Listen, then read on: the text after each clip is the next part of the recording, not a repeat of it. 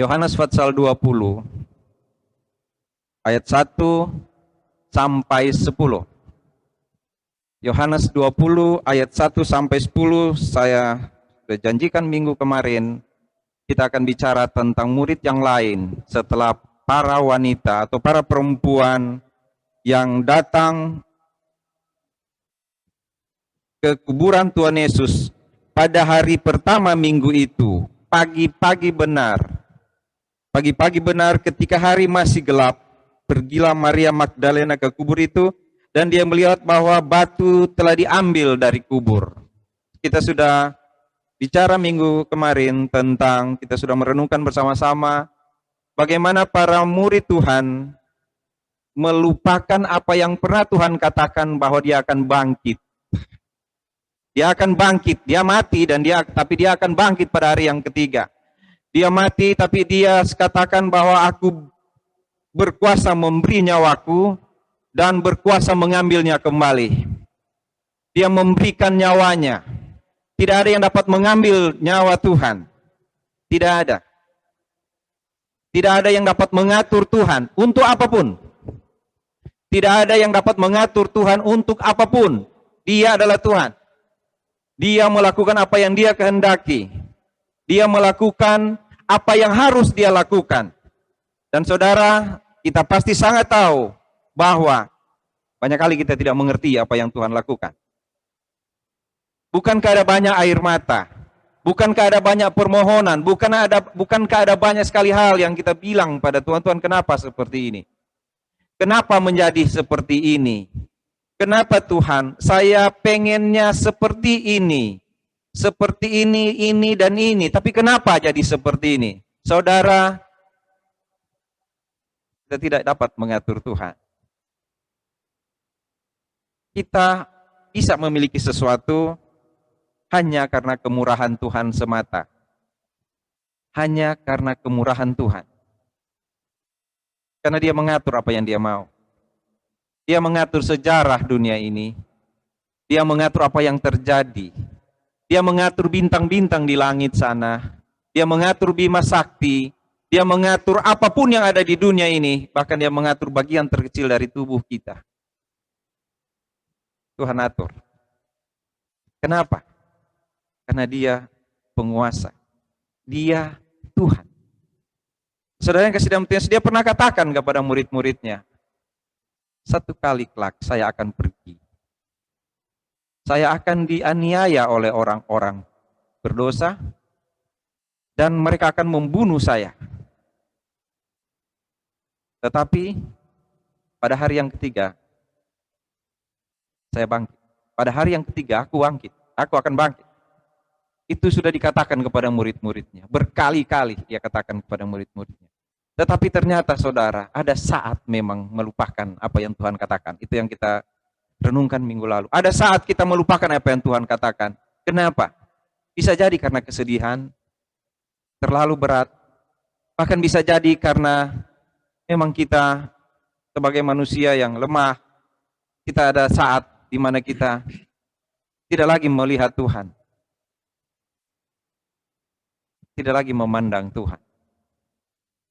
Padahal kita bahkan bisa kita lupa bahwa kita ada bersama-sama dengan Tuhan. Seorang berkata dalam doanya, Tuhan, jika bisa, hadirlah Engkau di sini sekarang. Saya sakit, Tuhan. Saya sakit.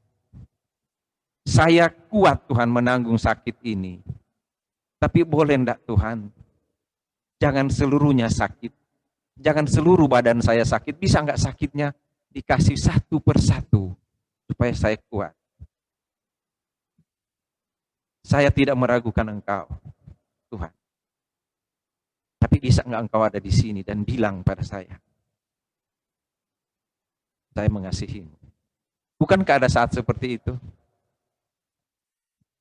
Bukan, mungkin kita tidak melupakan Tuhan bilang begini, aku menyertai engkau senantiasa. Aku tidak pernah meninggalkan engkau, aku sekali-kali tidak akan meninggalkan engkau. Tapi bukankah ketika ada sesuatu yang terjadi dalam hidup kita, kita berkata seperti itu pada Tuhan, Tuhan, jika bisa, Seandainya bisa Tuhan. Seandainya bisa. Saudara, itu yang terjadi dengan murid-murid juga. Ketika mereka datang pada Tuhan, di kuburan tuh. Mereka datang di kubur. Mereka datang untuk melihat apa yang terjadi di sana. Dan minggu lalu yang kita renungkan adalah para perempuan itu dikatakan oleh malaikat. Malaikat bilang, bukankah sudah dikatakan? Bukankah dia sudah katakan padamu? Saudara, saya sempat bilang minggu lalu. Ketika lupa apa yang Tuhan katakan. Ketika melupakan apa yang Tuhan katakan. Mungkin kita tidak sengaja melupakan itu. Tapi sekali lagi, ketika hati kita lagi gundah, ketika ada masalah dalam hidup kita, kita sepertinya menjadi orang yang berjalan tanpa mengingat apa yang Tuhan katakan. Tetapi pada waktu itu, yang minggu lalu saya katakan, pada waktu itu, ketika murid-murid para wanita itu datang di kuburan, malaikat bilang, bukankah dia katakan?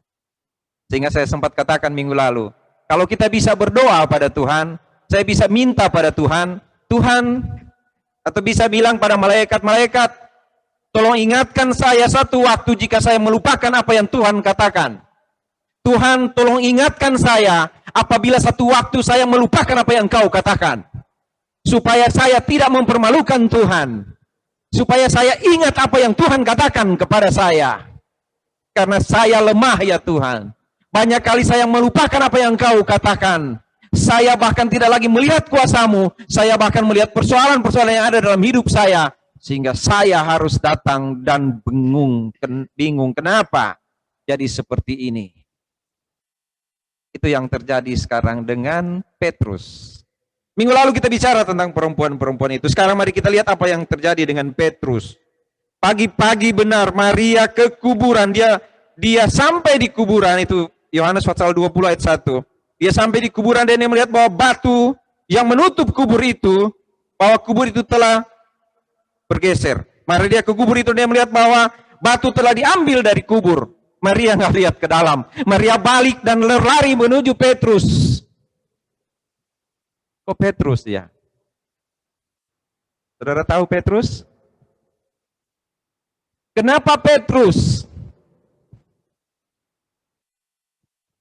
Petrus di antara murid, dia selalu orang yang paling vokal.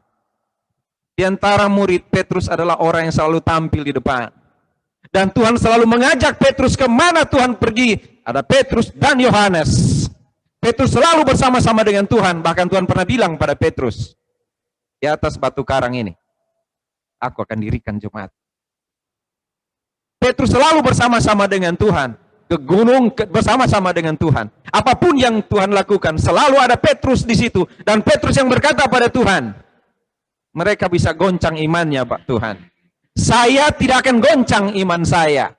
Saya tidak akan goncang iman saya. Saya mau mati bersama-sama dengan Engkau. Saya tidak akan goncang iman saya.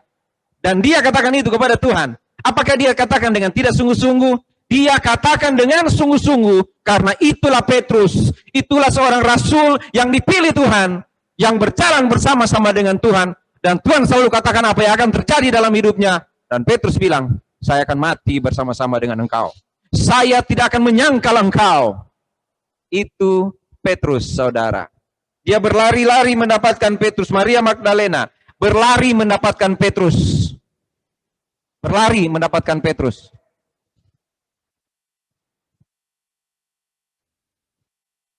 Juga murid yang lain yang dikasihi Yesus. Ini murid yang dikasihi Yesus, ini penulis kitab ini ya.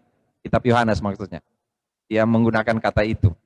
Kalau di Perjanjian Baru, selalu murid yang dikasih itu berhubungan dengan, atau itu tercatat dalam kitab Yohanes. Dia tidak tulis namanya Yohanes, tapi selalu tercatat di situ. Oke. Seperti itu. Dia datang dan bilang pada Petrus, Tuhan telah diambil orang dari kuburnya dan kami tidak tahu di mana ia diletakkan. Maria Magdalena. Maria ke kubur duluan pagi-pagi sekali dia ke sana. Setelah dia sampai, batu tidak ada di situ. Dan di kesimpulan Maria waktu itu adalah Tuhan sudah diambil orang. Dan dia bilang pada Petrus, Tuhan sudah diambil orang. Dan Petrus, Tuhan telah diambil orang dari kuburnya dan kami tidak tahu. Maka berangkatlah Petrus dan murid yang lain itu ke kubur. Keduanya berlari bersama-sama. Tetapi murid yang lain itu berlari lebih cepat dari Petrus sehingga ia lebih dahulu sampai di kubur. Saudara, dalam situasi seperti ini, ketika Petrus lagi sendirian, kalau Petrus, maksudnya sendirian, maksud saya adalah ketika dia merenung sendiri, ya, ketika dia berada sendiri. Saudara, Tuhannya sudah mati di kayu salib. Dia lihat Tuhannya mati di kayu salib. Dia lihat Tuhannya dikuburkan. Dia tahu Tuhannya dikuburkan. Menurut saudara, bagaimana perasaan Petrus saat itu? Bagaimana perasaan para murid-murid waktu itu? Bagaimana perasaan mereka ketika Tuhan yang mereka kasihi, Tuhan yang selalu kepada mereka selalu mengatakan yang benar, dan kepada Tuhan itu selalu mereka bergantung, lalu sekarang Tuhan itu tidak ada. Tuhan itu mati di tangan orang-orang berdosa, dibunuh oleh orang-orang yang seharusnya tahu bahwa Tuhan itu baik. Bagaimana perasaan Petrus, saudara?